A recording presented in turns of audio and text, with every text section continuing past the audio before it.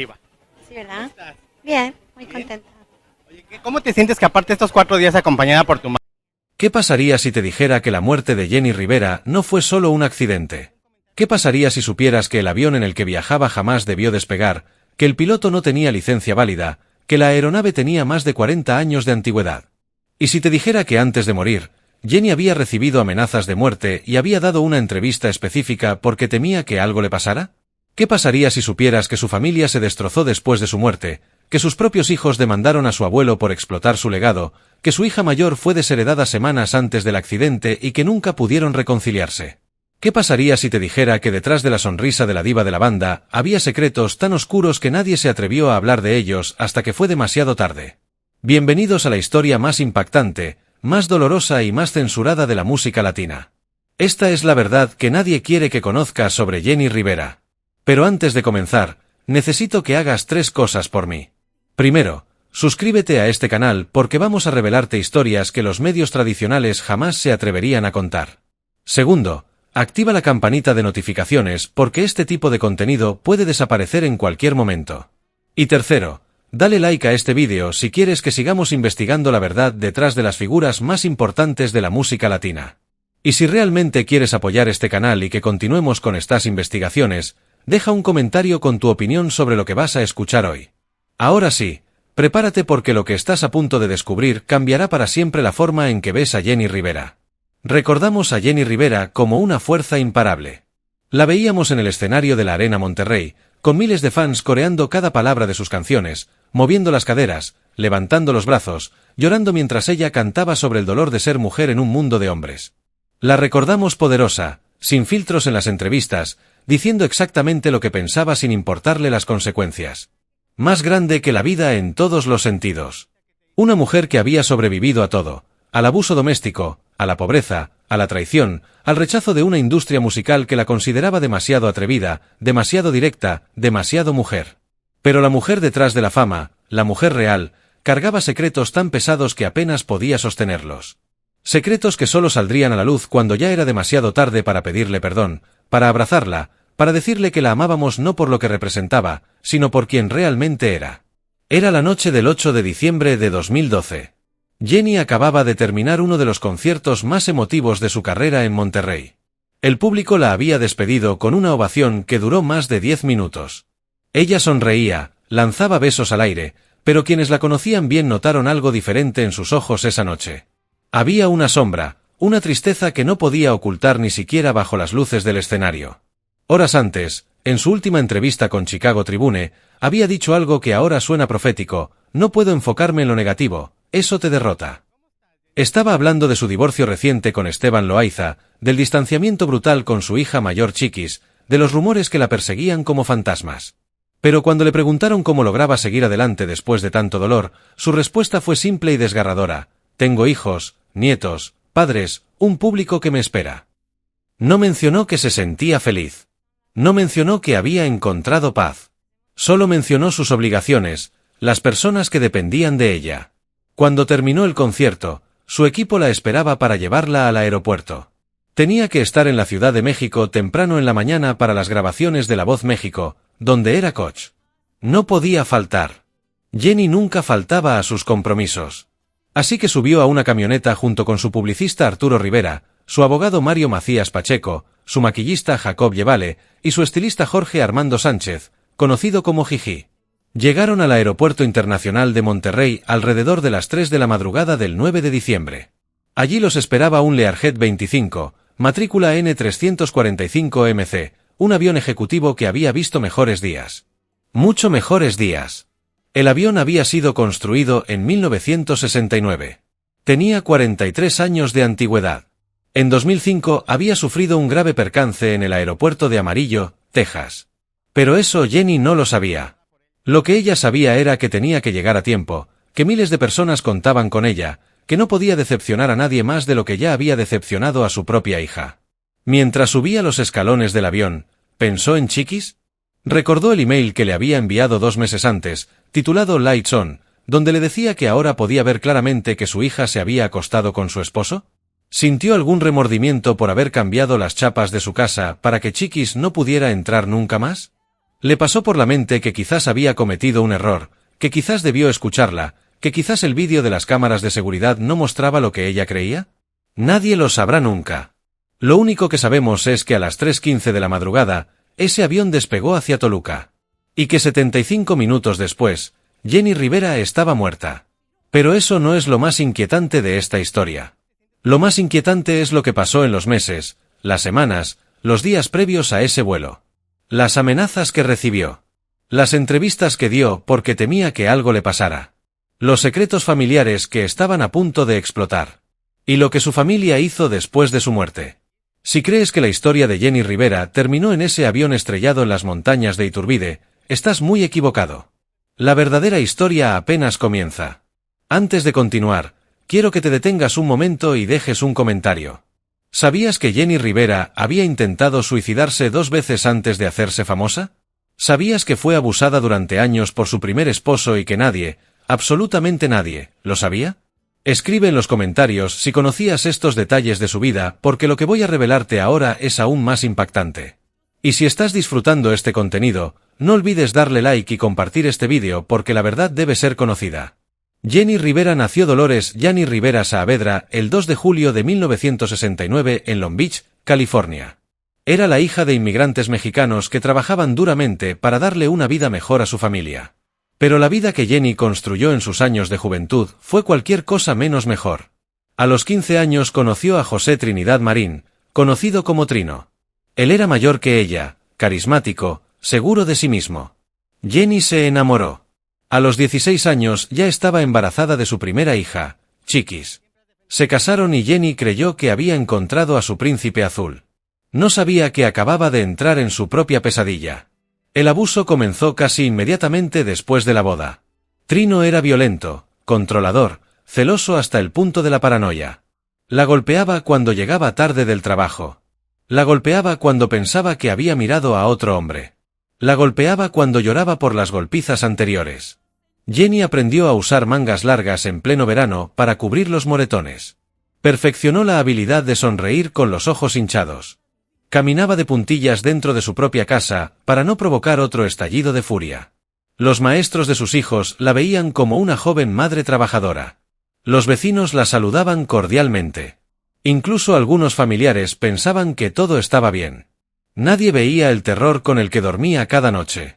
Nadie veía cómo rogaba en silencio que él no llegara borracho. Nadie veía cómo planeaba su escape una y otra vez, solo para ser recibida con amenazas aún peores. Trino le decía que si lo dejaba, la mataría. Le decía que si intentaba huir con los niños, los encontraría y haría que se arrepintiera. Le decía que la arruinaría económicamente, que nadie le creería, que todos pensarían que ella era una mala esposa, una mala madre. Y durante años, Jenny le creyó.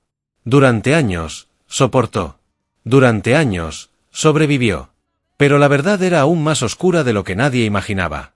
Porque Trino no solo estaba abusando de Jenny. También estaba abusando de alguien más en esa casa.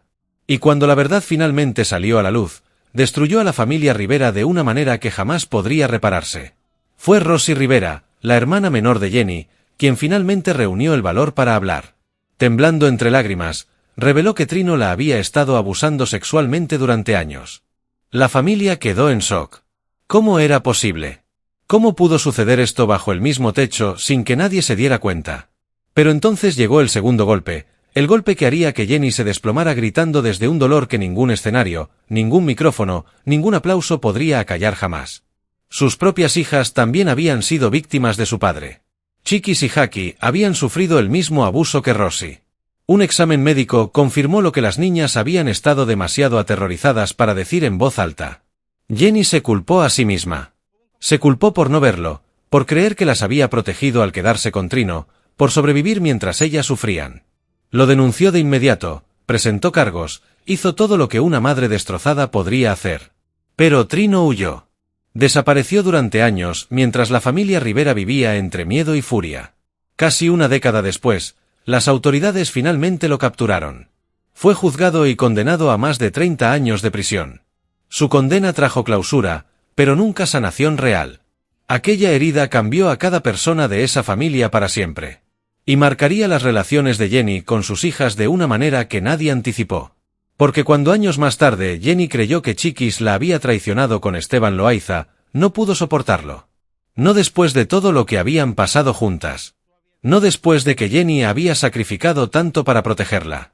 La ruptura entre madre e hija fue brutal, definitiva, irreversible. Y Jenny murió sin reconciliarse con Chiquis, sin escuchar su versión de los hechos, sin darle la oportunidad de demostrar su inocencia. Pero antes de que eso sucediera, antes de que la familia se destrozara completamente, Jenny intentó escapar del dolor de la única manera que conocía. Intentó escapar para siempre. Déjame preguntarte algo.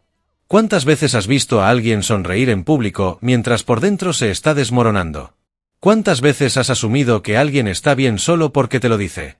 Jenny Rivera era maestra en ocultar su dolor. Pero hubo 2 momentos en su vida en los que el dolor fue tan abrumador que intentó acabar con todo. Y nadie lo supo hasta muchos años después. Deja un comentario si esto te sorprende, si te hace ver a Jenny de una manera completamente diferente.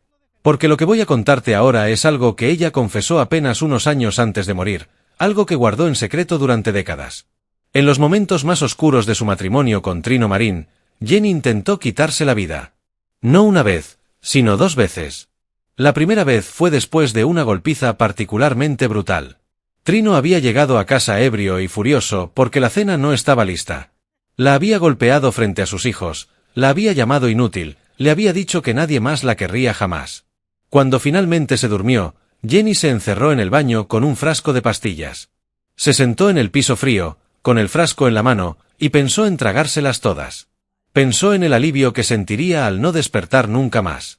Pensó en no tener que enfrentar otro día de terror, otra noche de violencia. Pero entonces escuchó llorar a Chiquis en la otra habitación. Su bebé estaba llorando. Y Jenny supo que no podía dejarla. No podía abandonar a sus hijos en manos de ese monstruo. La segunda vez fue peor. Jenny había descubierto que estaba embarazada nuevamente. Otro hijo con Trino. Otra vida atada a ese infierno. No podía soportarlo. Se sintió atrapada de una manera que jamás había experimentado antes. Una noche, mientras Trino estaba fuera, Jenny tomó un cuchillo de la cocina. Se sentó en el borde de la cama, mirando la hoja brillar bajo la luz tenue de la lámpara. Se imaginó cortándose las muñecas, dejando que toda esa pena saliera de su cuerpo en un río rojo. Pero entonces sus otros hijos entraron corriendo a la habitación, queriendo que les leyera un cuento antes de dormir. Y Jenny guardó el cuchillo. Porque esos rostros, esas vocecitas, esa confianza inocente en que su mamá siempre estaría ahí, la detuvieron. Sobrevivir se convirtió en su rebelión. Cada día que se levantaba, que respiraba, que alimentaba a sus hijos y los enviaba a la escuela, era un acto de resistencia. Cada vez que Trino la golpeaba y ella se levantaba, era una victoria. Y cuando finalmente reunió el valor para huir, cuando tomó a sus hijos y se fue sin mirar atrás, fue el momento más valiente de su vida. Más valiente que cualquier concierto que daría después. Más valiente que enfrentar a la industria musical machista. Más valiente que pararse frente a miles de personas y confesar sus errores. Porque dejar a Trino significaba arriesgarlo todo, su seguridad, su estabilidad económica, incluso su vida. Jenny jamás habló públicamente sobre estos intentos de suicidio hasta muchos años después, cuando ya era una estrella establecida. En una entrevista confesó que había estado tan cerca del borde que podía ver el otro lado. Pero también dijo algo que definió el resto de su vida: si por tonta me caigo, por cabrona me levanto. Esa frase se convirtió en su himno personal, en el mantra que la sacó de la oscuridad. Su determinación por hablar, por luchar, por levantar a otras mujeres, nació directamente de esos momentos en los que casi perdió todo, incluso a sí misma. Y fue esa misma determinación la que la llevaría a convertirse en la diva de la banda, en un ícono para millones de mujeres que se veían reflejadas en su dolor y en su fortaleza. Pero el camino hacia la fama no fue fácil. Después de dejar a Trino, Jenny se encontró sola con 3 hijos que alimentar y ninguna educación formal más allá de la preparatoria. Trabajó vendiendo casas, trabajó en oficinas, trabajó limpiando casas cuando no había otra opción. Y en las noches, cuando sus hijos dormían, se ponía a cantar. Al principio solo era una forma de desahogo, una manera de liberar toda la rabia y el dolor que llevaba dentro. Pero luego alguien la escuchó cantar en una reunión familiar. Le dijeron que tenía una voz especial, que debería grabar algo. Jenny se rió. ¿Quién iba a querer escuchar a una madre soltera cantando sobre sus penas? Pero decidió intentarlo de todos modos.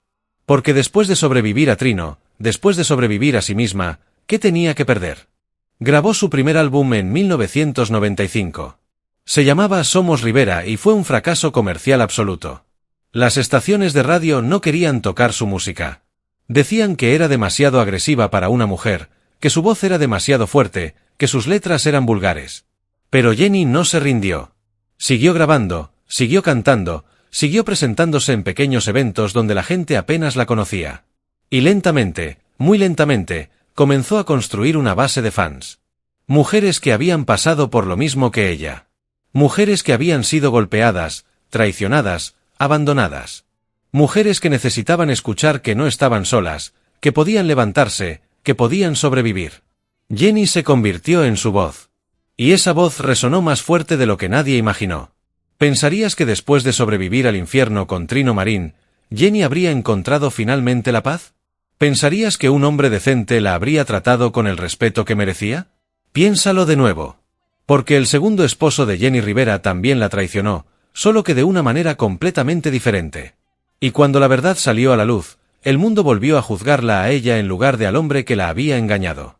Si estás viendo esto, dale like ahora mismo porque lo que voy a revelarte es algo que la prensa nunca te contó completo. Y si quieres apoyar este canal, comparte este vídeo con alguien que necesite escuchar la verdad. Cuando Jenny conoció a Juan López, creyó haber encontrado a alguien diferente. Juan aceptaba su caos, su fuerza, sus 3 hijos de un matrimonio anterior. No le importaba que fuera una cantante en ascenso con una reputación de ser difícil. De hecho, parecía admirarla por eso. Se casaron y tuvieron 2 hijos juntos, Jenica y Johnny. Al principio todo parecía ir bien. Juan trabajaba, Jenny seguía construyendo su carrera musical, los niños estaban sanos. Por primera vez en mucho tiempo, Jenny sintió que podía respirar. Pero entonces Juan fue arrestado. Y no por una falta menor. Fue arrestado por traficar inmigrantes indocumentados a través de la frontera entre Estados Unidos y México. El arresto sacudió a la familia. Jenny no sabía nada sobre las actividades de Juan. O al menos eso dijo públicamente. Él fue juzgado, declarado culpable y enviado a prisión. Jenny podría haberlo dejado ahí. Podría haber pedido el divorcio y seguir adelante con su vida. Pero no lo hizo. Esperó. Lo visitó en prisión. Le escribió cartas. Y cuando fue liberado, lo perdonó. Se dijeron que empezarían de nuevo, que dejarían todo eso atrás. Pero algunos hombres no cambian. Y Juan López era uno de ellos. En 2007, apenas unos años después de su liberación, Juan fue arrestado nuevamente. Esta vez por narcotráfico. Las autoridades lo acusaron de ser parte de una red de distribución de drogas que operaba entre México y Estados Unidos. La evidencia era abrumadora. Juan fue condenado nuevamente y enviado de vuelta a prisión. Esta vez, Jenny sí pidió el divorcio. Ya no podía seguir esperando a un hombre que claramente no valoraba a su familia lo suficiente como para mantenerse alejado del crimen. Pero antes de que el divorcio se finalizara, Juan murió bajo custodia en 2009. Oficialmente fue por neumonía, pero circularon rumores de que había sido asesinado por otros reclusos, posiblemente por deudas o por saber demasiado sobre ciertas operaciones. Jenny quedó devastada de nuevo, pero esta vez no por amor, sino por pena. Pena por sus hijos que habían perdido a su padre. Pena por haber escogido a otro hombre equivocado. Pena por no poder darles a sus hijos la estabilidad familiar que tanto anhelaba. Y tuvo que explicarles a Jenica y Johnny por qué su papá había muerto en prisión, por qué no habían podido visitarlo en sus últimos días, porque todo había salido tan mal. Los medios, por supuesto, tuvieron un día de campo con la historia. Hicieron preguntas invasivas sobre lo que Jenny sabía de las actividades de Juan. Insinuaron que quizás ella estaba involucrada de alguna manera. Cuestionaron su juicio como madre. ¿Cómo podía una mujer inteligente y exitosa escoger a 2 hombres tan problemáticos? ¿Qué decía eso sobre ella? Lo que los medios no entendían, lo que el público no entendía, era que Jenny venía de un patrón de abuso tan profundo que su radar para detectar hombres peligrosos estaba completamente roto. Cuando has crecido en violencia, cuando has sido programada para creer que el amor duele, es casi imposible reconocer cómo se ve el amor sano. Jenny escogía hombres que repetían los patrones de Trino porque eso era lo que su cerebro había aprendido a considerar normal. Y cada vez que uno de esos hombres la traicionaba o la lastimaba, ella se culpaba a sí misma en lugar de culpar al sistema que la había fallado desde el principio. Pero Jenny era una luchadora. Después de la muerte de Juan, Se enfocó completamente en su carrera y en sus hijos. Lanzó álbumes que dominaron las listas de música regional mexicana. Llenó estadios. Ganó premios. Se convirtió en la primera artista femenina de banda en vender el Staples Center en Los Ángeles. Era imparable. Y justo cuando parecía que había encontrado la paz, justo cuando parecía que nada podía detenerla, conoció a su tercer esposo. Y esta relación no solo la destruiría emocionalmente, sino que la llevaría a su muerte creyendo que había sido traicionada de la peor manera posible. Por su propia hija. Vas a querer sentarte para esto. Porque lo que estoy a punto de revelarte es la parte más dolorosa, más controversial y más censurada de toda la vida de Jenni Rivera. Es la razón por la que murió sin reconciliarse con su hija mayor. Es la razón por la que Chiquis fue completamente excluida del testamento de Jenni. Y es la razón por la que, hasta el día de hoy, la familia Rivera sigue dividida sobre lo que realmente pasó. Deja un comentario ahora mismo con tu teoría sobre este escándalo. ¿Crees que Chiquis realmente traicionó a su madre? ¿O crees que todo fue un malentendido terrible? Porque lo que voy a contarte está lleno de contradicciones, de versiones conflictivas, de evidencia que nunca fue mostrada completamente al público. En 2008, Jenni Rivera conoció al beisbolista de las Grandes Ligas, Esteban Loaiza. Él había jugado para equipos como los Medias Blancas de Chicago y había tenido una carrera respetable. Era guapo, exitoso, carismático. Y lo más importante para Jenni, parecía ser un buen hombre. Se enamoraron rápidamente. Demasiado rápidamente, dirían algunos después. En 2010 se casaron en una ceremonia espectacular con 800 invitados. La llamaron la boda del año. Las revistas cubrieron cada detalle, el vestido de Jenni, las decoraciones, la lista de invitados. Era un cuento de hadas. Jenni finalmente había encontrado su final feliz. O eso pensaba. La relación parecía sólida al principio. Esteban apoyaba la carrera de Jenni, asistía a sus conciertos, aparecía con ella en el escenario ante la emoción de sus fans. Chiquis, la hija mayor de Jenni, también parecía llevarse bien con Esteban. Demasiado bien, según lo que Jenni descubriría después. Pero primero, déjame explicarte el contexto. Chiquis era la primogénita de Jenni, la que había estado con ella desde el principio, desde los días de pobreza y violencia con Trino. Chiquis había ayudado a criar a sus hermanos menores, mientras Jenni trabajaba incansablemente para construir su carrera. Tenían una relación excepcionalmente cercana. Jenni la llamaba su brazo derecho, su mejor amiga, su confidente. Chiquis manejaba gran parte del negocio familiar, protegía a sus hermanos, era la figura materna sustituta cuando Jenni estaba de gira. Era impensable que algo pudiera romper ese vínculo. Pero entonces llegó el 2 de octubre de 2012. Ese día, Jenni le envió un email a Chiquis. El asunto del email decía Lights on, las luces están encendidas. En el mensaje, Jenni le explicaba que había notado cosas extrañas, comportamientos sospechosos, coincidencias que ya no podía ignorar. Según Chiquis, el email decía básicamente que Jenni ahora podía ver claramente que su hija se había estado acostando con su esposo, Esteban Loaiza. Chiquis leyó el email con horror. Corrió a la casa de Jenni para confrontarla, para explicarle que era un malentendido terrible, para mostrarle que no había pasado nada. Pero cuando llegó, la reja de la entrada estaba cerrada con candado. Las chapas habían sido cambiadas. Jenni la había bloqueado en todos los medios de comunicación, teléfono, redes sociales, email. No había manera de contactarla. Chiquis estaba desesperada. Llamó a sus tíos, a sus hermanos, a cualquiera que pudiera interceder por ella. Pero Jenni ya había tomado su decisión. Entonces, ¿qué fue lo que convenció a Jenni de que Chiquis la había traicionado? Según múltiples fuentes, fueron las cámaras de seguridad de su casa. Jenni había instalado cámaras por todas partes después de recibir amenazas. Revisaba las grabaciones regularmente. Y una noche, mientras revisaba el vídeo de su habitación, vio algo que la destrozó. Vio a Chiquis y a Esteban entrando juntos a su habitación. Más específicamente, según el libro de Lupillo Rivera y las declaraciones de Laura Lucio, biógrafa de Jenni, las cámaras mostraban a Chiquis y a Esteban saliendo de un closet. No había audio en el vídeo. No se veía claramente qué estaban haciendo. Pero para Jenni, la implicación era obvia. Su hija y su esposo la habían traicionado de la manera más vil posible. En su propia casa. En su propia cama. Y lo peor de todo era que 6 semanas de grabación de esa cámara habían sido borradas. Alguien había eliminado la evidencia. Y eso hacía que Jenni sospechara aún más. Chiquis, por su parte, tiene una versión completamente diferente de los hechos. Ella ha dicho públicamente en su podcast y en entrevistas que tiene registros de llamadas telefónicas que demuestran que durante el tiempo en que supuestamente estaba con Esteban en la habitación, en realidad estaba hablando por teléfono con su tío Juan Rivera y con su exnovio. Dice que los registros muestran conversaciones que duraron más de 30 minutos durante exactamente el periodo que Jenny creía que ella estaba con Esteban. También menciona que hay otras cámaras en la casa que muestran su cabeza en diferentes lugares, no en la habitación de Jenny.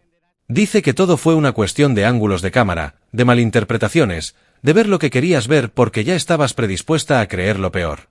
Pero hay más en esta historia. Mucho más. Porque Esteban Loaiza mismo ha cambiado su versión múltiples veces. Al principio negó rotundamente cualquier relación con Chiquis. Luego, años después de la muerte de Jenny, comenzó a dar entrevistas donde insinuaba que quizás sí había habido algo. Luego volvió a negarlo. Estos cambios constantes de narrativa solo añadieron más confusión y dolor a una situación ya devastadora. Y mientras tanto, la familia Rivera se estaba destrozando. Los hermanos de Jenny estaban divididos. Algunos creían que Chiquis era inocente, víctima de un terrible malentendido. Otros, especialmente Juan Rivera, insistían en que Jenny había visto lo que había visto y que si su hermana no perdonó a Chiquis antes de morir, ellos tampoco lo harían. Jenny pidió el divorcio de Esteban inmediatamente. No le importó el escándalo público, no le importó que los medios la destrozaran preguntándole por qué su hija se había acostado con su esposo. Lo único que le importaba era que había perdido a las dos personas en las que más confiaba. Su esposo y su hija mayor. La traición era tan profunda que no podía respirar. Comenzó a beber más de lo habitual. Sus presentaciones se volvieron más emotivas, más cargadas de dolor. Cantaba Paloma Negra y lloraba en el escenario. Su público lloraba con ella porque sabían que no estaba actuando. Estaba sangrando públicamente. Y nadie podía detener la hemorragia. 2 semanas antes de su muerte, Jenny cambió su testamento. Excluyó completamente a Chiquis. Su abogado le rogó que esperara, que no tomara decisiones permanentes basándose en emociones temporales. Juan Rivera también le pidió que reconsiderara. Dale tiempo, le dijeron. Habla con ella primero. Escucha su lado de la historia. Jenny prometió que en 2 semanas volverían a hablar del tema. Que tal vez tendría más claridad mental después de terminar las grabaciones de La Voz México y tomarse unas vacaciones. Esas 2 semanas nunca llegaron. Esa conversación se perdió para siempre. Y Chiquis quedó no solo sin madre, sino también públicamente desheredada, acusada de uno de los peores pecados imaginables. Y no podía defenderse porque la única persona que tenía las respuestas estaba muerta. Antes de continuar con lo que pasó la noche del accidente, necesito hablarte sobre algo que muchos consideran el aspecto más peligroso de la vida de Jenny Rivera. Algo que podría explicar por qué algunas personas creen que su muerte no fue accidental. Estoy hablando de sus supuestos vínculos con el crimen organizado en México. Y si esto te parece descabellado, si piensas que es solo otra teoría de conspiración, déjame mostrarte los hechos documentados. Deja un comentario con tu opinión sobre esto. ¿Crees que Jenny tenía vínculos con el narco? ¿O crees que fue víctima de las circunstancias? Porque la verdad es más complicada de lo que cualquiera de las dos respuestas sugiere. En 2009, Fox News Latino y el periódico mexicano Reforma publicaron reportes explosivos. Citaban a un testigo protegido en un caso federal que afirmaba que Jenny Rivera había sido contratada para cantar en fiestas privadas organizadas por miembros del cártel de los Beltrán Leiva. Según el testigo, en uno de esos eventos, Edgar La Barbie Valdés, un capo estadounidense notorio que trabajaba para el cártel, supuestamente humilló a Jenny y la agredió físicamente frente a los invitados. El testigo también afirmó que ella consumió cocaína en la reunión. Jenny negó rotundamente todas estas acusaciones. Dijo que nunca había conocido a Edgar Valdés, que nunca había asistido a fiestas de narcotraficantes, que nunca había consumido drogas. Pero el daño ya estaba hecho. La historia tomó fuerza inmediata en el clima de violencia del narco en México. Los artistas regionales mexicanos ya estaban bajo escrutinio intenso porque varios de ellos habían sido asesinados por presuntamente tener vínculos con cárteles o por cantar para el cártel equivocado. Sergio Vega, Valentín Elizalde, Zaida Peña, todos habían sido asesinados en ataques violentos. Jenny sabía que estar asociada con el narco, incluso falsamente, era extremadamente peligroso. Podía hacerte un blanco. Podía significar que un cártel rival te viera como amenaza. Podía significar que las autoridades te investigaran. Podía destruir tu carrera y tu vida. Y para Jenny, que había trabajado tan duro para llegar a donde estaba, la idea de ser vinculada con el crimen organizado era aterradora. Pero entonces ocurrió algo que alimentó aún más las sospechas. El 18 de mayo de 2009, pocas semanas después de que se publicaran los reportes sobre los Beltrán Leiva, Jenny Rivera fue detenida en el Aeropuerto Internacional de la Ciudad de México. La razón: no había declarado los $52.467 en efectivo que llevaba en su bolso. Según la ley aduanal mexicana, cualquier monto superior a $10.000 debe declararse. De lo contrario, se considera contrabando. Jenny pagó una multa administrativa de aproximadamente $8.400 y fue liberada horas después. Le dijo a las autoridades, y luego a la prensa, que simplemente olvidó declarar el dinero.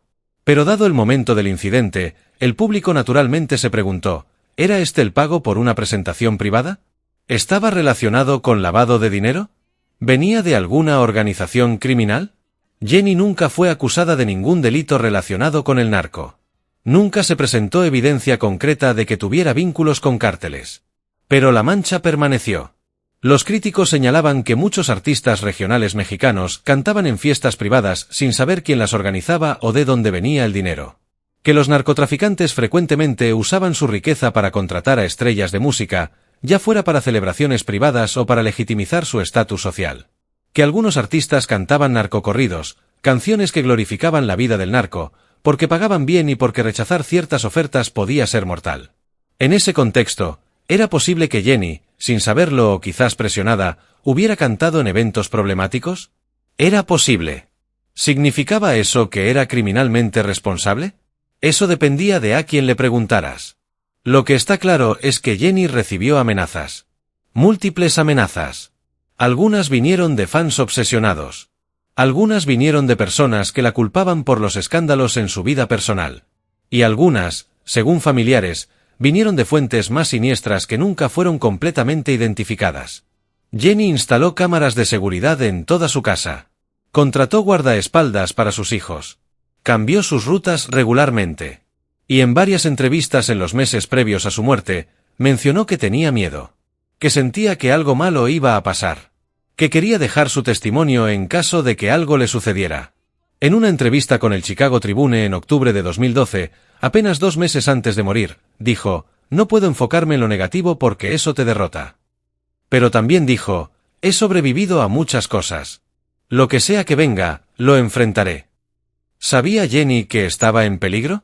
¿Las amenazas eran reales o simplemente el precio de ser famosa en un país tan violento como México? Nunca lo sabremos con certeza. Lo que sabemos es que cuando su avión se estrelló, inmediatamente surgieron teorías de que no había sido un accidente. Que alguien había saboteado el avión. Que su muerte estaba relacionada con sus supuestos vínculos con el narco o con información que tenía y que alguien no quería que revelara. Estas teorías nunca fueron probadas. Pero tampoco fueron completamente descartadas. Porque el reporte oficial sobre el accidente dejó más preguntas que respuestas. Era pasada la medianoche del 9 de diciembre de 2012. Jenny Rivera acababa de terminar uno de los conciertos más emotivos de su carrera en la Arena Monterrey. Había cantado durante más de 3 horas. El público la había despedido con una ovación interminable. Ella había llorado en el escenario mientras cantaba Paloma Negra, su canción insignia. Quienes estuvieron ahí esa noche dicen que parecía más vulnerable de lo habitual, más expuesta emocionalmente. Como si supiera que era la última vez. Pero eso es probablemente la nostalgia hablando, el cerebro humano buscando señales en retrospectiva. Lo que nadie podía saber esa noche era que en menos de 5 horas, Jenny estaría muerta. Antes de continuar, quiero que te detengas y compartas este vídeo. Porque lo que voy a revelarte sobre esa noche fatal es información que las autoridades mexicanas trataron de ocultar, detalles que la familia descubrió solo meses después, irregularidades tan graves que hacen que te preguntes cómo diablos ese avión fue autorizado para despegar. Después del concierto, Jenny y su equipo fueron transportados al Aeropuerto Internacional de Monterrey.